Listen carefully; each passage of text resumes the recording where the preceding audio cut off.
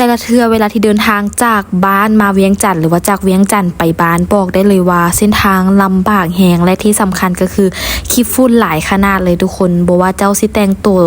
ดีสะอาดสำใดแต่ว่าพอมานั่งขึ้นรถแบบว่าเจอขี้ฝุ่นแบบนี้แล้วจะเฮ็ดในรู้สึกว่ามันบ่โอเคแหงทุกคนเพราะว่าเฮ็ดให้หน้าเปื้อนเครื่องนุ่งกับเปื้อนแล้วก็เฮ็ดให้หน้าสิวขึ้นอีกอันนี้ก็เป็นอีกสิ่งหนึ่งที่บอกเลยว่าเวลากลับบ้านเท่าใดนะเวลาไปเจอหน้าพ่อกับแม่ก็มีความสุขอยู่ทุกคนแต่ว่ารู้สึกบ่ค่อยโอเคกับการเดินทางปานใดเลยเพราะว่าเส้นทางมันค่อนข้างที่จะลำบากแฮงเพราะว่ามันเป็นเส้นทางแดงแล้วก็แบบบ่ได้ปูคอนกรีตนะบ่แล้วขี้ฝุ่นนะเวลาแบบใส่แมสก็ยังบ่อยู่ทุกคนคิดเอาหั่นแหละเทื่อนี้เป็นอีกเทื่อนึงแปลว่าเดินทางแล้วรู้สึกว่าคันเทื่อใดที่บ่ถึกรถตู้หั่นน่ะ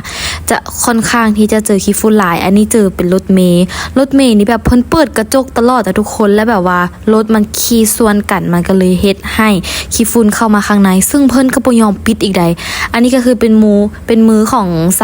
าวมงเนาะแบบเพิ่นเดินทางคือกันขนาดที่นั่งที่แบบว่าเกียงๆมาแรกๆเนี่ยคือแบบขี้ฝุ่นเต็มเลยอ่ะแบบแดงเบิดเลยแบบเสื้อผ้านี่คือแดงเบิดเลยทุกคนบอกเลยว่าสภาพนี่คือส่วนสิฮอดเวียงจันทน์นี่คือแบบฮับสภาพตัวเองแทบที่จะบ่ได้เลยกดติดตามช่องของน้องตุ๊กตาในเด้อบ๊ายบาย